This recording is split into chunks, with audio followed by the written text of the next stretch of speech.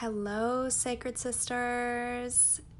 Bright here. I just wanted to put a little meep moment into the beginning of this episode just to let you know that we have recently invested in a higher quality microphone, and with that investment is coming some trials and tribulations. We are just trying to learn our microphone, and upon listening to this, we decided that we were going to re-record the audio because the quality wasn't up to our standards. However, after re-listening to it, we decided that there are just too many delicious, magical, medicinal nuggets in this episode that we didn't want to completely re-record the entire episode. So we just want to let you know that we know that the audio quality is not 100% like it has been in previous episodes, and we have had a few different things that we've had to go back in and re-edit, so just know that we are in full awareness of these shifts and changes. With that being said, enjoy the episode. Oh, sacred sister, a kindred flame, may we light one another. From the ashes rise, oh, we rise, oh, again.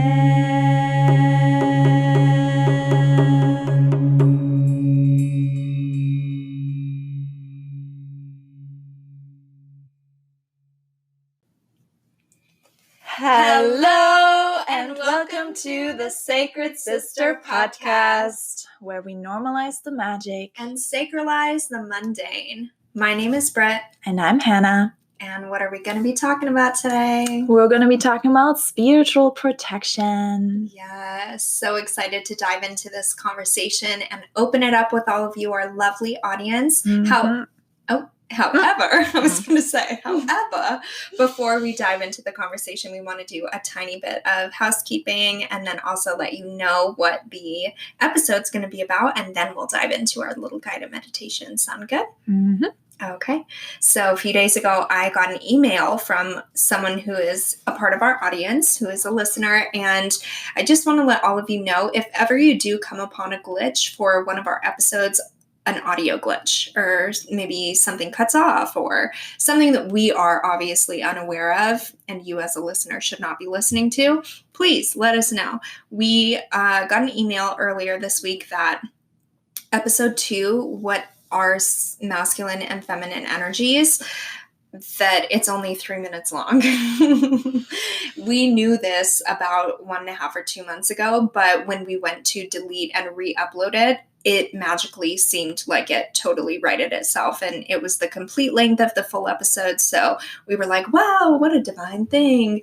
And then come to find out, on her device, it didn't matter if I sent her a link or anything, it was glitched. Mm-hmm. So what we're going to do is delete episode 2, and we're going to re-upload it. If we can put it back in that number 2 slot, we're going to do that. But if not, it's going to look a little janky on our little thing, but we're going to let you know that it's episode 1.2, just to let you know. Mm-hmm. Sorry about that, but we definitely want to know if there are glitches and if you're not able to listen to the entire episode, because that's what we recorded it for you to listen. And we say a big thank you for the lady who made us aware of that. Yes.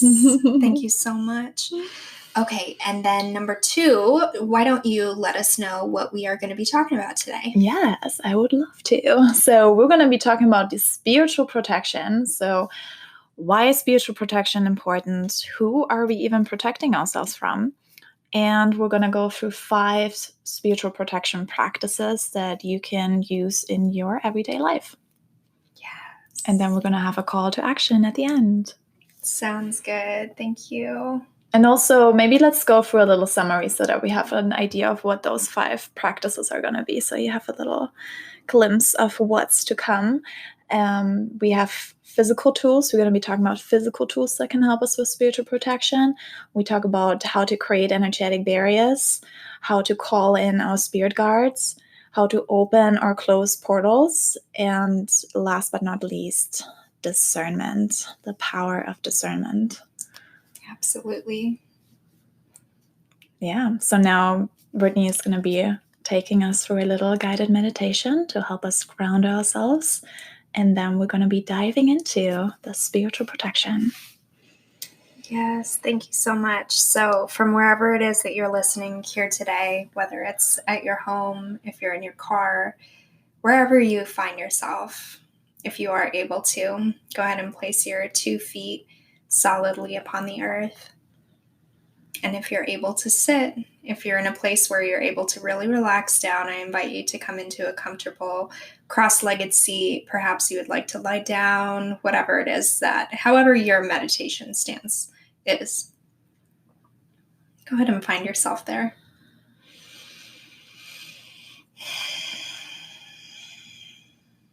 And just take a big, deep inhale all together collectively. And let it go, sigh it out. 2 more just like that. Big, deep breath. Try to make it longer than the last.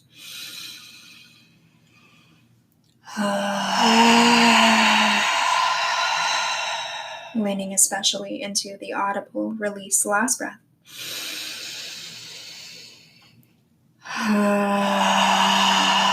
Any sort of tension, stresses of the day, see if you can let them go with each and every exhale that is to come. To sink a little more deeply into the body, I invite you to reach the hands long on the thighs, palms facing down on the thighs. If you are more in a season where you're looking to ground down into your internal being, into your body, palms facing up if you're feeling good in that place and you're looking to more energetically receive. Whatever it is for you, neither is right or wrong, good or bad. Just taking this moment at the very beginning of this conversation to tune into that internal being inside of you that says what it wants today. Asking your intuition what it is that it would like to receive.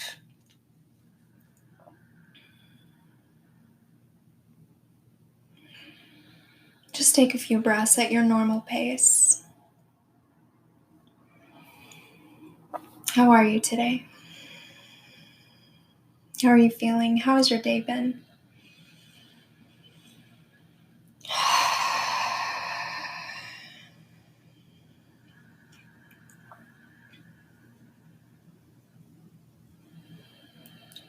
A lot of times we can keep ourselves so doing here in the physical world that our minds are constantly working, constantly moving.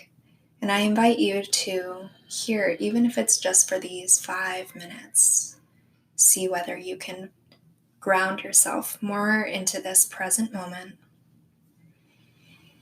And know that all of your to-dos, all of your things that are to be accomplished will be there for you at the end of the meditation.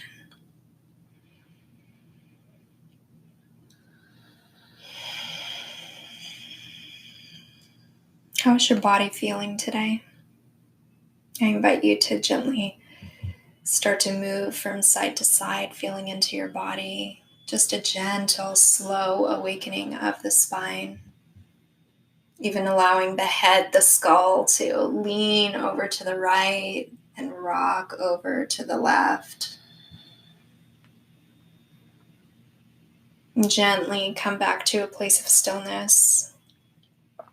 And take a few head rolls, just gently exhaling and bringing the chin down to the chest.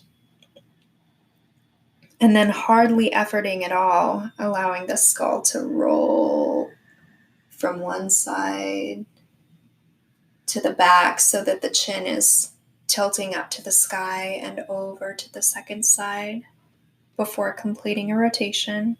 And just do that 2 more times, really slow head roll. You may be noticing that the neck is tensed or tightened, and with every exhale, I invite you to just release any tension that's holding. And on the inhales, send your breath directly to that place that you're feeling stuck, and imagine that it's opening up the tissues.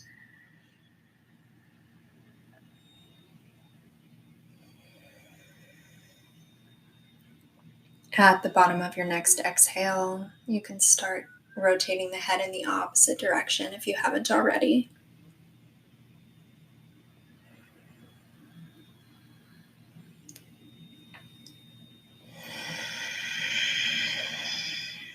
Just trying to make every inhalation and every exhalation more deep than the previous.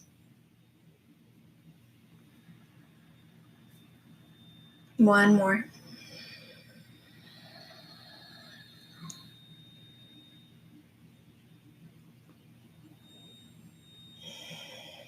Slowly coming back up to a place of stillness, right to a point where your head, neck, spine, and low body are feeling aligned, supported. Gentle dip of the chin into the chest so it feels as if the back of the neck is reaching up to the sky. And on your next exhale, see small roots from the sit bones, like little seeds germinating outwards with every exhalation.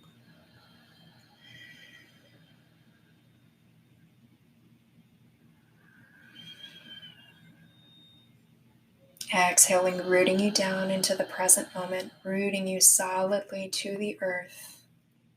2 more big breaths here.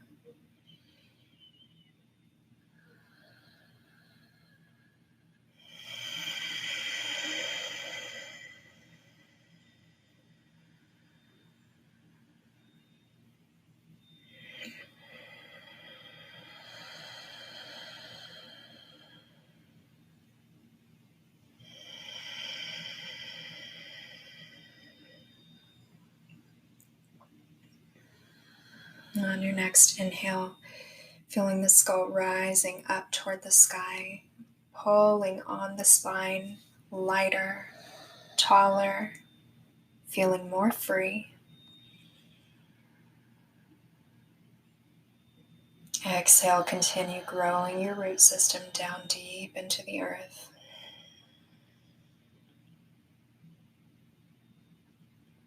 Inhale reaches you high, so much so that you begin to see this white, beautiful, brilliant light starting to flood into your body through the crown of your head.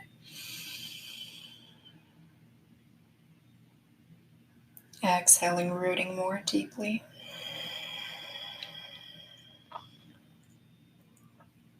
Two more breaths, drinking in deeply that light.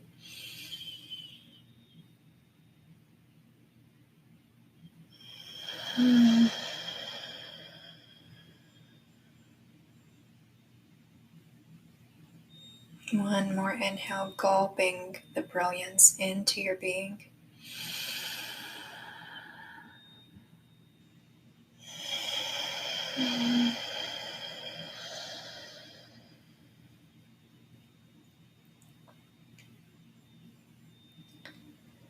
Know that with every conscious breath,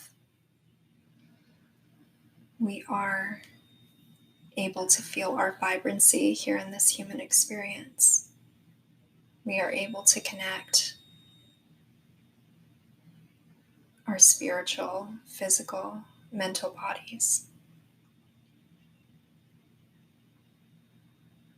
Able to lean more deeply, to dive more deeply into ourselves, to know more deeply what it is that we are here to do,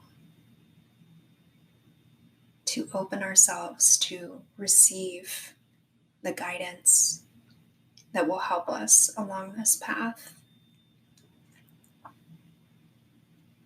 and to protect our sovereign being,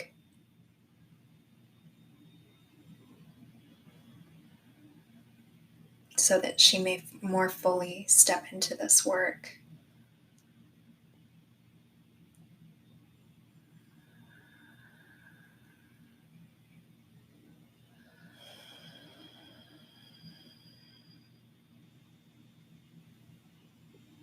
And I invite you to lengthen your next inhale.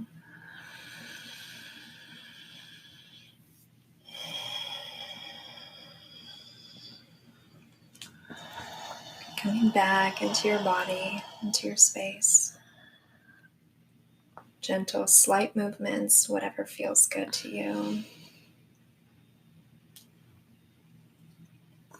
And whenever you're ready, opening your eyes.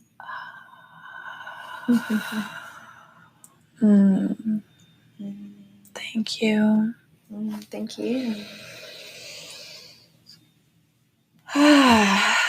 It always makes such a big difference when before we start really anything, before we start our day, before we start a conversation, before we start a ritual or any work that we do, when we just sit and listen, just take some time in silence and really, really gather all our powers. And even before we started this podcast, we just created this bubble around us, this energetic barrier, this energetic bubble that is helping us doing this work right now. And it's so funny because it's always like this. Like it has been happening to us that in front of, like, before we start a podcast episode, something happens that we have to respond to in a way that is relevant to the podcast episode we're about to record. It's amazing. Do you want to let them know what this one was? We told them last episode. Was it two episodes ago? The laughter, where we just laughed out loud with the spiritual practice, knowing that we have to put in laughter into our spiritual practice. Yeah. And this time, so we started recording. We have this new mic now, so I wonder if you can hear a difference. We have this new professional mic now that we use for the recording, and we got super excited about using it, and we tested it out, and it sounded great. And then we did our little song that we do in the beginning. That's our little ritual, the Sacred Sister song. It's a full length, by the way. It's going to become available to you for download one of these days. It's a beautiful song. Can't wait for you to hear it. Yes. Brittany composed it and wrote it, and it's beautiful. And so it's kind of our ritual that we started to get us into the spirit of Sacred Sister before we start any episode. And so we were singing it, and it sounded so good. And we were like, I was thinking, I can't wait to hear that recording. And we click stop recording, and it's gone. The whole episode is just gone. And we're like, okay, that does not feel safe now. Where did it go? What happened if we record this for like an hour and it's just gone? And so we created an energetic bubble around us, and we called our spirit guides. You called on your mama. And we were just like, okay, we're safe now. In the zone. We're in the zone. We're safe spiritually, like all is well. We start recording, got to 6 minutes or something. Suddenly I was like, wait a minute. I don't hear myself. Wait, that light is not on the microphone. And I noticed that it's not plugged into the laptop. Plugged in. And I was like, what the heck, Mom? You said we were good to go. And then it's this whole thing that's like checking in with ourselves, like, oh yeah, well, just because we do the spiritual practice and set the spiritual protection doesn't mean that all is going to be well in the world. We have to take the physical actions here in the spiritual or in the physical world to make sure that we're setting ourselves up well. Exactly. You have to have the physical action as well. So this is the lesson that we've learned. And we can be spiritually protected as much as we want. If we don't put it into action, it's not going to work. Exactly. The intent, just like we've spoken about in so many of the episodes, we just want to always have this little reminder at the beginning, just so that we can, just to really keep this thread of thought as one of the forefront in this podcast. Because I know that it is such a, it can be from quote unquote outsiders looking in at quote unquote spiritual people that we can be so out of touch with reality or whatever they think, that these tools that we're going to talk about today, it's not that, the tools are magic when you apply your belief to them and your intent that they are going to be significant in your life. Does that make sense? Mm-hmm. Yeah, it's the placebo effect. Mhm. We have the power. When we believe in something, we have the power to make it work. Mhm. We also have the power, if we don't believe in something, to not make it work. Mhm. So, And it's funny because another word for placebo could be magic. mhm. This is exactly what magic is. Yeah. Something that doesn't have the quantifiable evidence Mhm. that it would, quote unquote, work, but it does. Yeah. And that's magical. Yeah. This is how we make the miracles happen. The miracles happen, baby. Love it. Love it. Love it. Beautiful intro. We're all set diving into the spiritual protection. Mhm. Number 1, physical tools. Physical tools. Oh, wait, did we say why? No, we didn't even say why we want to No, speak. why? Yeah, Gosh why? darn, why? Why even? Why are we even doing this? Why is it important to be spiritually protected? Well, I think for myself, this is it was a massive page turner for my own spirituality. Just learning, especially because I would label myself as, if I had to, an empath and a highly sensitive person. And for myself, I started to see myself in a very very victim-based mentality, in the sense of, and I see this circulate in the quote-unquote spiritual community as well, while being an empath is seen as such a gift, we also, some people, and myself included at one point, can see ourselves as victims and easily kind of destructible because we soak in other people's energies. We allow ourselves to feel very drained when we come in contact with certain people or in certain places. And for myself, this was something that changed everything when I learned about spiritual protection. That was like, oh my gosh, I'm allowed to be an empath, a highly sensitive person, and I don't have to give away my energy. Mm-hmm. I didn't understand that nothing and no one could have an effect on me and my energetic state without my permission. I thought it was just a given that they were taking things from me. Mm-hmm. And I didn't think that I had power over that. Mm-hmm. So this is where I could start to poke holes in the system and be like, I don't even want to be spiritual. It makes me too vulnerable. Yes. And yeah, this is where I'm so excited to talk about the physical tools that really helped me in that here in a minute. Yeah. What about for you? Well, I feel like, the more that we talk about spiritual practice and the different tools that we're going to be opening up on, the different systems that we're using, there is a necessity to also talk about spiritual protection, because the more that we practice something, the more powerful we become in it.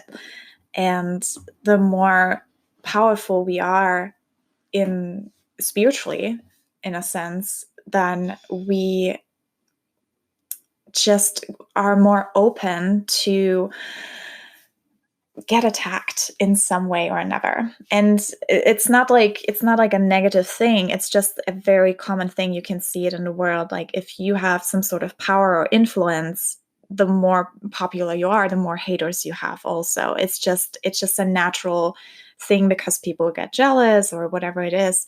But it's just, the more that we practice spirituality, the more powerful we become in it. And so we also have to know, how can we protect ourselves from self-serving beings? And that includes the physical world that Brittany was talking about right now, but also includes the spiritual realm, because they're also self-serving entities that are not incarnated in our bodies, and they can also influence us. So in the same sense, that's where spiritual protection can really help us, in the physical realm and in the spiritual realm as well. Yes. Ooh, I'm getting excited. Yes. Da-da-da. Who do we protect ourselves from? Well, I guess I just said that. Yeah, we want to protect ourselves from the self-serving. And also utilizing this, that's a great thing that you wrote there, grounding oneself, because that was my initial intention for my first essence, which is what I practiced with first, a gem and flower essence. And it was specifically for spiritual protection in terms of grounding myself, because that's how I was led to my first crystals. Everything was in searching as ways to ground myself, searching for ways to ground myself because I was highly, highly, highly ungrounded. And I knew that grounding was going to be massive work for me. So I'm happy that you wrote that. Yes, and that's really something that we can protect ourselves with the more grounded we are, because if you think about just this the meditation you did, we're going deeply into the grounds with our roots, like we're literally grounding ourselves. And then when a storm comes from the outside, we are safe. We're prepared. Yeah, we're strong. Yes. And I feel like even more talking about grounding oneself too, in a nation especially, but I feel like we're seeing the effects around the world. So many people are suffering from anxiety, from like these mental creations, these mental exacerbations of thought.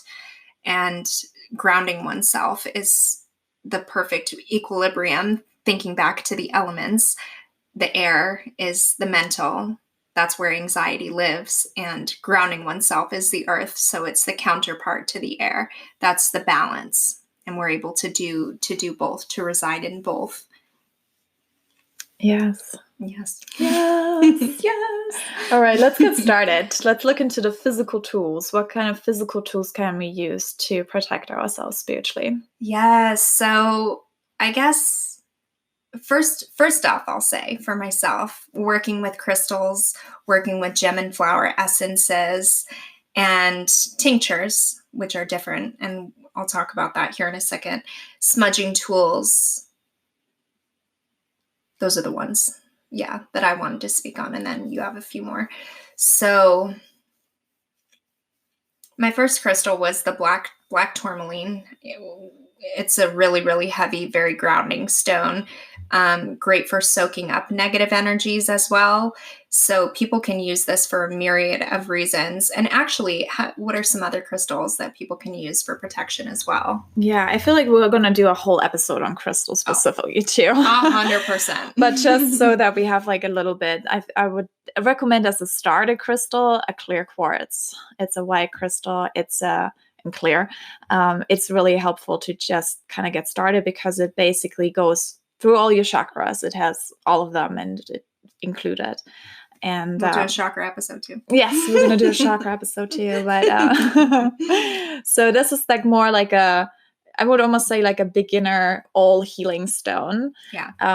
When you go into like protective stones specifically, a lot of the black stones are really, really helpful for that. Like black tourmaline, like jet. Those are like the two that I use most of the times for protection specifically. Smoky quartz. I have this like big chunk of smoky quartz I love. Hematite too. Hematite. Powerful. It's like such a shiny metally looking stone. Very heavy as well. Yeah. So anything that is heavy, black, grounding is just a helpful tool to ground yourself and protect yourself, almost like an armor that you wear. Like it's really nice to, when you go somewhere and there is like you were getting anxious in that situation, if there's maybe a lot of people or you're going to an interview or whatever it is, and you have like a black tourmaline necklace or a little bracelet or something, and it just, again, when you believe in it, it works. Yeah, and I want to touch on something just because you said armor just now, and I think it's a really important thing to touch on right at the beginning of this episode, that when we say protection or guarding or shielding or armor, stuff like that, we don't mean it in a way that without it you would be open, unsafe, so vulnerable to be, stabbed or attacked, or, that you just like wouldn't be safe without it. We don't mean that. And we don't mean that the world is like a dangerous place that you must be shielding and armoring yourself up in order to be alive in. That's that sort of victim-based mentality that we definitely want to be aware of and steer clear from. But also on the other side of that, being able to really see in ourselves, if we know that we are emotionally open and vulnerable, we do want to be able to strengthen ourselves in that way. And that's kind of more of what we're talking about here. Just wanted to clarify. Yes, and I think there's nothing wrong about feeling into an energetic armor. Like I do that on a regular basis. Just whenever I feel that there are energies that I do not want to let in. It's just like I have a house and I put a lock on. It's not like that I feel like, oh my gosh, the world is evil. But at the same time, I also don't want to have someone breaking into my house. I mean, it's just like, it's a very natural thing. I think to believe that we do not need any sort of protection and we're safe and we're living in happy la la land, that's not reality, you know? Like, that's like the spiritual community of sense of love and light only. Like, no, there are shadows and we just have to be aware of them, but we can easily protect ourselves. Like, it's not a big deal. Like, we can easily do it. It's just a few little tools that you can use, and you can even make up your own. It's really what it comes down to is that you believe that you're powerful to protect yourself. Exactly. Yeah. That was well said. High five. It's really good. So this is really what it comes down to. That is the very, very scratching the surface on ways to use crystals for spiritual protection. But I'm so excited to make an entire episode about that because crystal work can be so transformative and very, very powerful. So smudging tools, these would be things that you burn. These would be things like sage, Palo Santo, sweetgrass, incense, basically anything that smokes. Honestly, you can use like most herbs, many herbs. Fragrant herbs are great. And just because it's kind of a hot topic in the spiritual community right now, and sage and Palo Santo are so widely used, I just kind of wanted to put in this little disclaimer about really asking questions and being in awareness of where your sage and Palo Santo are sourced from, because we have in the spiritual community come into awareness that since the sensationalization and commercialization of spirituality in a lot of places, and tons of people flocking out to get sage and Palo Santo in order to smudge themselves, these are being wildly unsustainably sourced and are becoming endangered. The white sage specifically, and the Palo Santo is actually a bark of a tree. Not the bark, I'm sorry. It's like the inner core of a tree, actually. But just really know. You don't have to use sage and Palo Santo. You could honestly use rosemary, which grows rampant in a lot of cities on the side of the street. And it's amazing. And it smells so good. Yeah, you can use tons of different herbs, dried flowers, tons of stuff. I think what is interesting with sage is that sage specifically is like also scientifically proven to kill bacteria in the air. So it's like a double serious cleanser. Like a double cleanser. Yeah. It's like cleansing the physical and the spiritual realm right at once. And you know what? Growing sage for yourself is so easy. Super, super easy. And how powerful to grow your own herbs, dry them yourself, make your own smudge wand, and then using that, for heaven's sakes, talk about intention. So fun. Yes, definitely want to do that for sure. That would be a fun one to do. But also, I love that you talk about the wild harvesting, that really conscious harvesting of the It's plants. bringing sustainability to spirituality, because spirituality, it's all great and well and good and stuff, but you've got to know what you're being a part of and where your dollars are going and what they're funding as well. That's just a really big thing about being a conscious human being and knowing what you're doing.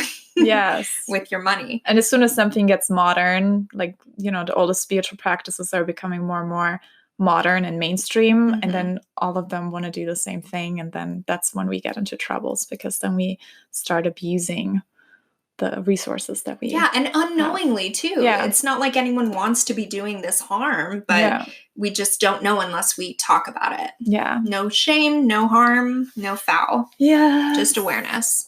And I feel like sometimes it can really help with the, when we look at what cleanses the physical realm, it also cleanses the spiritual realm, like as above, so below. And this is where I bring in the salt and garlic. Those are the two tools that you can also use for spiritual protection. And, you may have heard of it, maybe in horror movies at times, where they use like a circle of salt around it, or you can even put like a salt around your parameter of your house, or like at the doorstep. And those are like just different rituals of where to bring salt. And you know that salt kills bacteria too. And the same for garlic. Mm-hmm. Garlic is one of the most powerful antibiotics that grows in nature. And so garlic, and we know from all the horror stories too, garlic, vampires don't like garlic. Energy vampires don't like garlic either. I'll have to try that. So let's talk a little bit more about smudging. Like, when would you use smudging? When would you smudge? Okay, so I have different times when I use it. I like to use it for cleansing the space when I feel like it's a heavy energy around. Mm-hmm. It's like an intuitive feeling of like... It's like wiping the slate clean. Yeah, just kind of cleansing it. I also use it when I feel like there is an energy there that I do not like in my house. And I also do it when I have a lot of people in the house, and just kind of like a house cleaning thing. Yeah. Just, yeah. And for the different types, people use them, and indigenous tribes have used them for specific reasons, for more ceremonial things or house cleansing things. When newcomers come to your house, you know, using certain things have masculine, feminine energies associated with them, their consciousness. And yes, plenty of ways to use them. Let's go to essences and tinctures. Yay! Okay, so essences... Let's see now. I'm not going to get this wrong. So essences have a proper amount of alcohol in them as well to preserve the... What's it called whenever something is fresh? For it not to go stale. For the energy inside not to go stale. So whatever it is that's mixed up inside of the essence, it's got the alcohol to keep it not distilled. I'm sorry, I'm having a terrible time with fortified. To keep it fortified, whatever. So essences have alcohol in them. Essences have alcohol in them. And tinctures are concentrations of whatever it is that the tincture is of. Man, I'm having such a hard time. I haven't thought about this in a really long time. However, the things that I was talking about earlier with the flower and gem essences, in the same way that we utilize crystals as spiritual protection, they can be basically imbibed into the liquid, the water, the alcohol that you're making into your essence. And whenever it's ingested, that would be like a little practice of like literally putting a few drops onto your tongue into a dish of water and drinking it, and just knowing that you are being fortified with this energy, whatever it is that you are feeling that you need. Obviously, you would get an essence that has something that would pertain to that energy.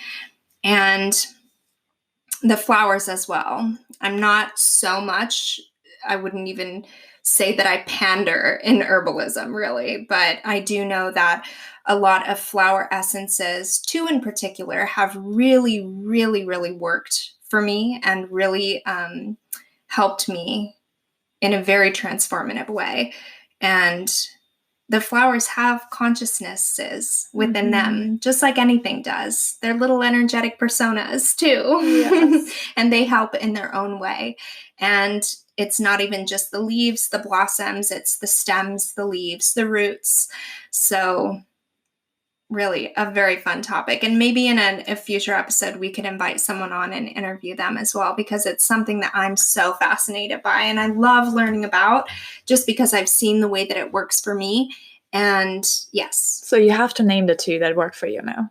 So one of them was called Lux I was introduced to it by my girlfriend Jill, who gifted me with a few Goddess Provisions boxes, the Goddess Provisions subscription boxes. They come with a bunch of magical spiritual items. It's like a spiritual toolkit for goddesses is what they're called. And the Lux Gem and Flower Essence was the grounding spiritual protection one that I think had white yarrow flower, ocotillo flower, and I want to say it was actually black tourmaline as the crystal inside of there. Nice. And then the other was gifted to me by a lovely woman in Hawaii that I met at the Ancient Voices retreat. She knew that I was going through a ton of stuff and that I was in the midst of my Saturn return. And she had a little apothecary inside of her house and went and made me a tincture of sunflower, buttercup, and larkspur. And So that cute. was for stepping into my own independence, my ability to make decisions for myself and just to be more comfortable in my own skin. And I would put 7 drops of this into a liquid that I would sit at my altar every single morning. And that's how I would start my day. And, you just feel it going down your throat and you just know that you're being fortified to make these decisions and know who I am more fully every day. And, it's the intention that I would go into every single day with for months. I even just took it a few days ago. It's great. And they last forever, especially if you don't always have to use like 1 or 2 droppers full. You can use however, many drops because you just need 1 water drop and it disperses in the same way. Yeah. And I love that you said that with the intention, because I feel like you can do that even with the food that you eat. Like I do that with my smoothie every morning, that I just set this intention of what health and protection and love and peace and just whatever comes through. And you could call it a prayer too, huh? Yeah, exactly. That's like a prayer intention. And as soon as you charge the food, and we know that from other or the food or the water that you're drinking, you're charging it with your intention. And we know that from that Dr. Kimoto. What is his name? Yeah. Yeah, the scientist, a Japanese. Yeah, that found out that if you say hate, hate, hate to the water or love, love, love, then it actually changes in its the way that it receives the way it looks. Yeah, even with plants, it's the same, or with rice. Like there's different experiments, and it actually works. And it's the same with people too. Whatever you tell people. Crystals too. Yes, the snowflakes. It's amazing. Like intention. That's again our placebo effect, right? The intention that we set and the belief. And we have the power to make something powerful. And I feel like it's with essential oils. It's really similar too. With like essences and tinctures and using essential oils. Yeah. I feel like that's another episode. That's like a whole... Yeah, for sure. It's like a whole chapter. Yeah, that's a whole chapter. And I haven't worked a ton with aromatherapy either. I use lavender a lot. Lavender and yang yang. Mm-hmm. I don't know if I pronounce it right though. I always call it yang yang, but a lot of people pronounce it differently. Yeah, but anyway. Okay, so there's physical tools. There are a bunch of physical tools, and you can make your own physical tools. Mm-hmm. So then we have creating energetic barrier. Mm-hmm. Like our energetic tools. Mm-hmm. Why don't you talk about some of your practices with that? Yeah, so what I like to do for spiritual protection is creating this energetic bubble, and you can create it in any color you want. You can even create it clear, and it's really helpful to almost like either a bubble or a dome. I like to do, and I like to use that with group work as well. Like if I facilitate in a group setting, it's really nice to create this dome of love and peace, and just really allowing this like feeling of we're in this house together, and we're sitting here and we're protected to be vulnerable. And that's really, it just shifts the energy. It's really interesting how that is. And when you go into like a scary situation or into like a even just a place where you feel like I want to be really confident and courageous today, it's really nice to have to feel like this bubble around yourself, this energetic bubble. And when I feel like I really need protection, I also do like a firewall. That's what I like to use too. And it's kind of similar what the body does. Like when the virus goes into the body, we have fever. So it becomes hot, red, fire. And that's what kills the virus. And it's kind of similar to when we receive like any energies that are surrounding us that we're like, I don't want that in my space. We can think of like a firewall around us. Like nothing can get in. Kind of like a computer has a firewall too, protects us from viruses. Same thing. We're basically like a conscious computer. See, that's funny too, because there's no physical firewall for a computer anywhere. It's a program. I understand it's a program. It's not intention set by the computer manufacturer. But it's the same kind of thing. Yeah. Right? Like we have so many programs in ourselves, asking ourselves, what kind of programs are we running right now? Are they helpful for us? Who do I let in and who do I not let in? It really comes down to that. It's so simple. It can be so complex if you want it to be, but it can also be so simple. Say if someone is coming at you and you are getting triggered and initially some part of you wants to react to them. You have the choice. Yes. You have the choice. And I know that it's not easy when you're first starting out. And it's not even easy a lot of times, even freaking today. It's not like you usually will get to a place where you surpass this. But you do come to a place where you have the discernment, where you say, I know that I'm having this feeling, but I do not need to act on this feeling in this moment. Yeah, it's beautiful. And I feel like we're going to touch on that more in our discernment part. Yes. As well. Yeah, absolutely.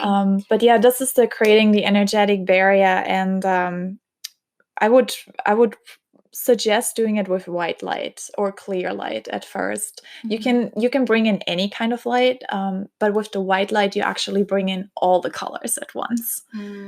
And so you have like all around yourself protection.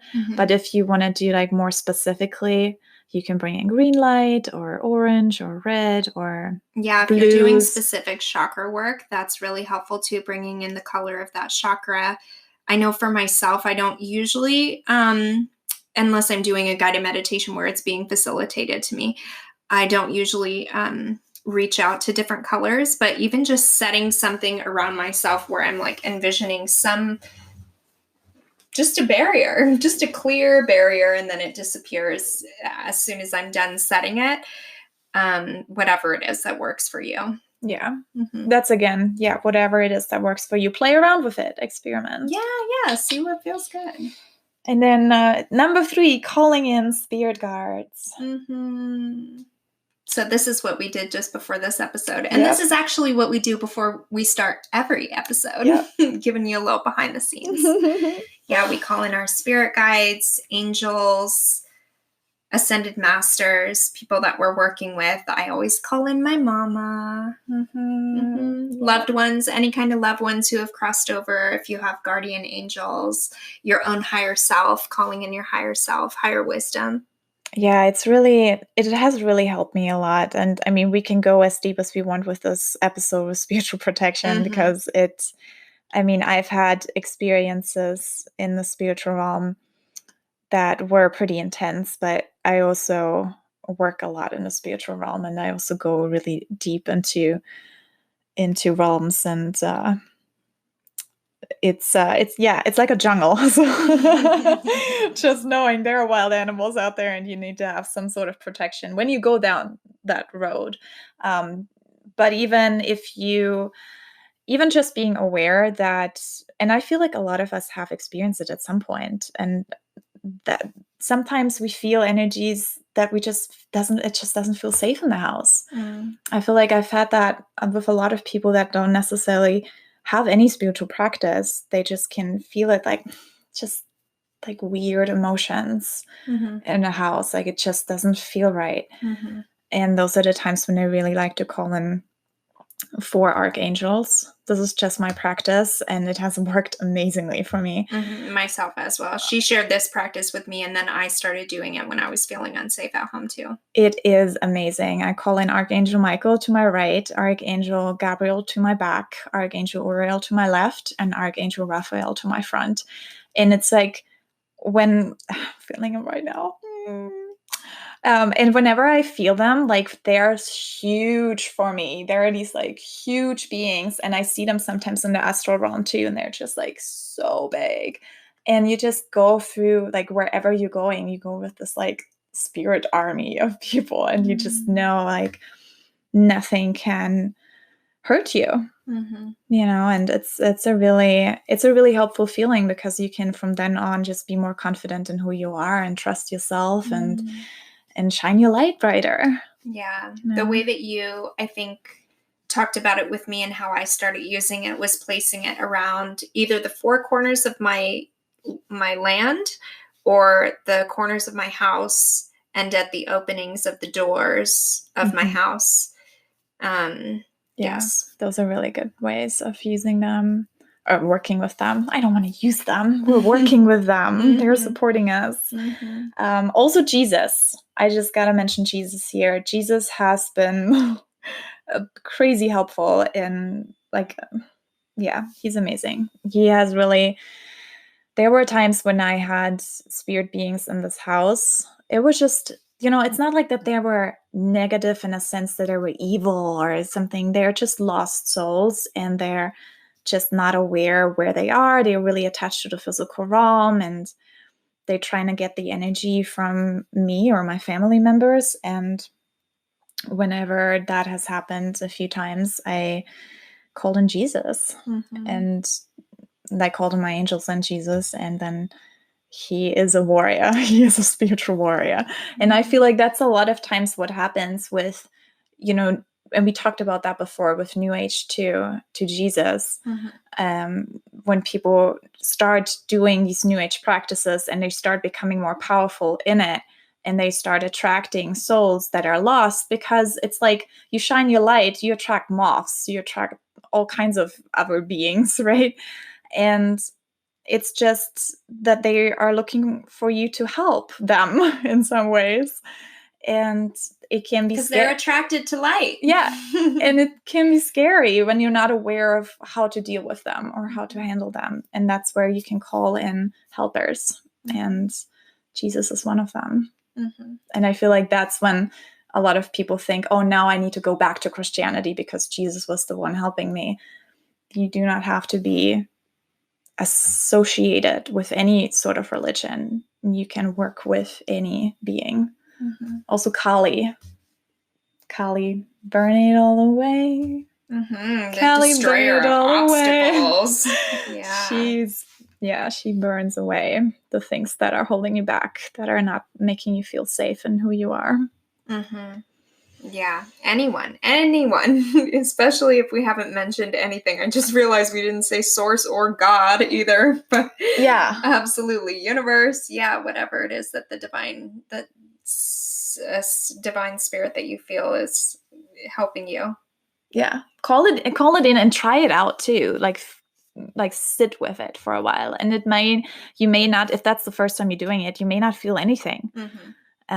And that's okay. Just knowing that it is there, even though you may not feel it. Oh yeah, that brings me to another point. I'm not going to tell a huge story about this, but the first time I ever traveled to the astral realm and I was taken someplace by my spirit guides, I was like, I set this really big intention that I really wanted to make contact with my spirit guides and know who they were. I kept hearing these things all over the place. Spirit guides, so cool.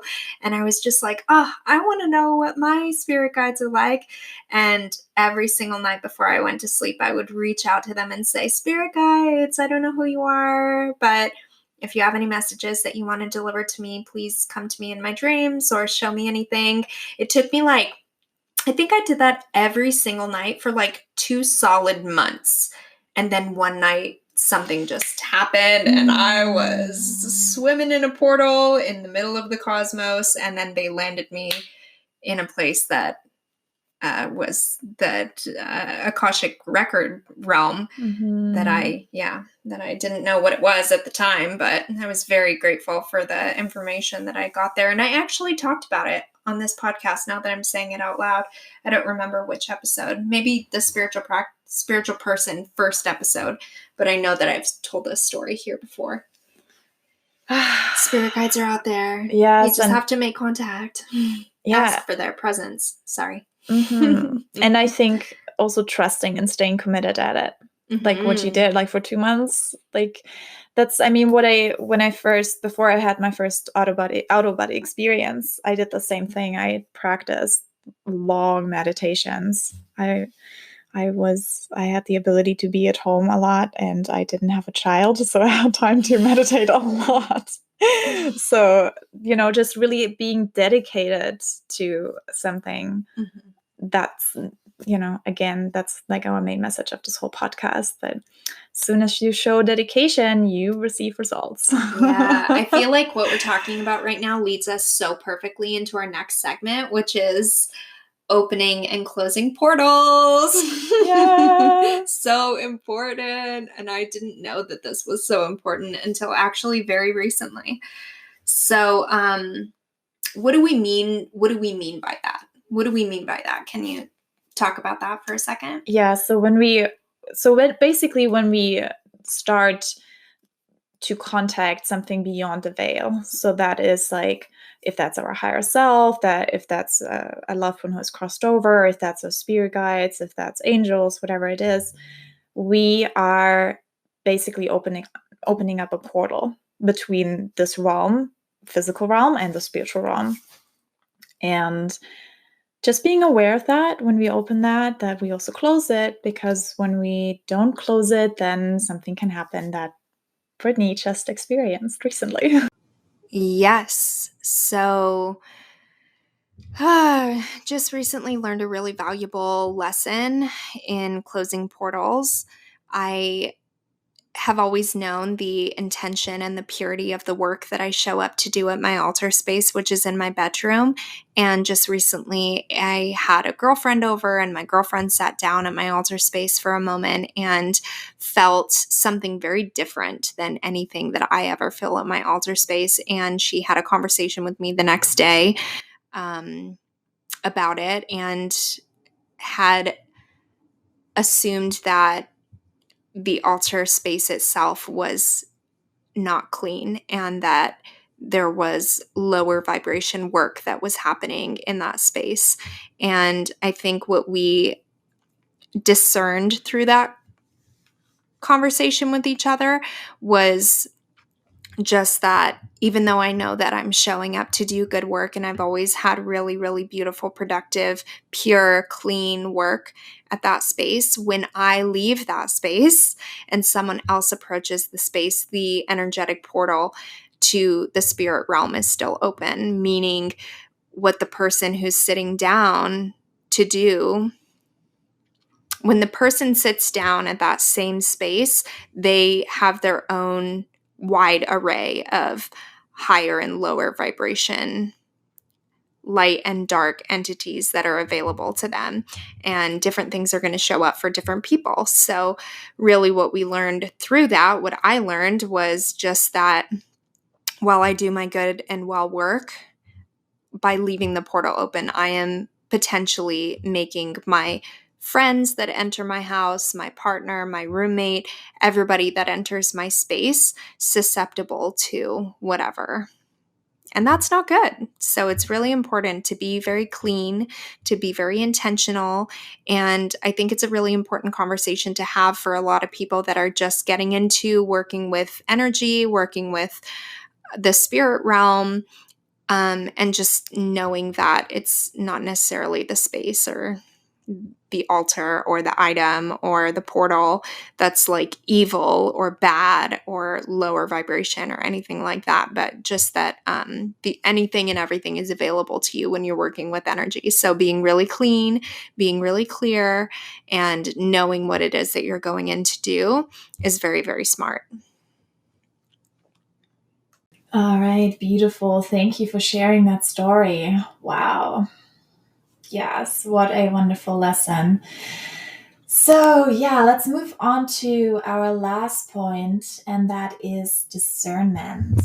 And really think about discernment as the main spiritual tool of protection that we can have. And even just in spiritual practice in general, even just in life in general, being able to discern what's real from what's not real. What voice do you listen to? Where is it coming from? Who are the people that you surround yourself with? Yeah. Who are the energies you surround yourself with?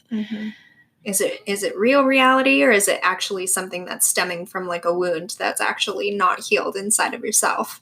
Just being able to really like look through a lot of different lenses and ask yourself truly, what is it that I'm looking at here? Yes. Are you being really attacked, or is it something that is within yourself that is being triggered? I love that you said that. It's a good one. Yeah, it's really important. I think sometimes, especially now in the spiritual community, again, all of us are opening up and talking about a lot of things. And Hannah and I were talking about this earlier, and she was saying too that sometimes, people will talk about this spiritual protection as like not necessarily about spiritual protection. What was it that you were saying, that sometimes people put things outside of themselves? Like they don't know anything about what it is. They just know that other people are doing it. The energy vampires. Yeah. Like understanding that we can be energy vampires too. Exactly. As soon as we are taking energy from others in a sense of needing attention, needing praise, fishing for compliments, or needing approval, needing to be with someone all the time, needing to feel like you're loved or adored or interesting. Needed to have the last word in a conversation. Like those are kind of things where we take energy from others, and that can drain others. And it can happen to us as well. But often when we attract a lot of energy vampires into our lives, it's because we were or still are like that in other areas in our lives, because it's always a mirror. So it's really interesting. And that's where the discernment comes in, to allow ourselves to kind of detach and just look at it from like a neutral perspective and be like, Wouldn't you say this is where boundaries come into? I can't believe we didn't write boundaries here. Yeah, definitely boundaries. Yeah, that's basically what it is. Yeah, all of these are pretty much ways to have boundaries in some way or another. Yeah, healthy boundaries are such I feel like, there's on one side we have unconditional love, where we really want to be all compassing and all embracing. But then on the other side is also boundaries, healthy boundaries, because realistically, we do not want to have all energies in our space. And it's not sustainable to not put yourself first in that way. Yeah. It's not sustainable. You want to be able to be of your highest service to yourself, to your family, to those that are in your inner circle that you love so much. You want to be there for them, but then you want to be keeping yourself well. Yeah. Yeah. And it's keeping yourself healthy. It's like a spiritual immune system. That's what spiritual protection really is, like just boosting your spiritual immune system. We gave you some tools of how you can do that. And there are many, many more, and we just put them into 5 so to make this not super long, and it turned out to be still a very long episode. So thank you for staying with us. Yeah, thank you. I hope that it sparked some interest. Maybe it inspired you to try out some stuff of that, and maybe it also made you realize maybe I do have some energies in my house that I do not feel comfortable with, or I do not feel like I want to be surrounded with. And you can use some of those tools to cleanse your space and cleanse your aura.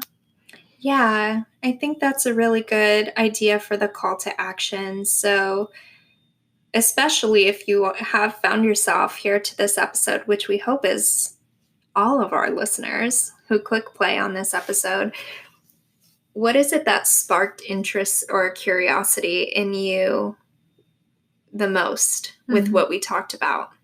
And I invite you to, and encourage you to, for this call to action for this episode, to look more deeply into that. Maybe try adapting that tool into your life, or getting curious about the different tools that we listed under there, seeing how they feel, seeing what resonates, experimenting, getting curious, and trusting that deep inside of you, you know, and you're not alone ever. Like, you can always call in higher powers to protect you and help you, but ultimately you have the power to protect yourself. Mm-hmm. Yeah. That's it. That's it. That's it. Boom. Simple as that. Just kidding. As that. It's such a massive topic. We were sitting here for like an hour, just like, how do we boil it down to 1 hour? Yeah. I mean, we can talk about this a whole workshop series weekend. For sure. Retreat, spiritual protection retreat. Mm-hmm. Yeah. We're really excited to hopefully hear some feedback from you, and just let us know what it is that you are experimenting with and how you have taken further action with it and how it's working for you in your life. Yes, please let us know. And you can let us know either by email. You can send us an email to sacredsistergathering@gmail.com, or you can even leave us a review and let us know how you feel about that. Yes, we have so many ratings that are rolling into Apple Podcasts especially. However, we have not been receiving new reviews, which is okay. They're going to come with authenticity and serious, genuine loving outreach. So no rush on those. No. We're patient. Yeah, and we appreciate all of the ratings and reviews that we've gotten from you, and comments, and so much love. So much love. We love you. So much love. Yeah, we love you so much. Thank you for being here. Obviously, we wouldn't be here if you weren't. Mm-hmm. And thank you for yourself too. Thank you for taking the time to dive into this spiritual protection topic with us. Thank you so much. Have a wonderful rest of your day. Namaste. Namaste.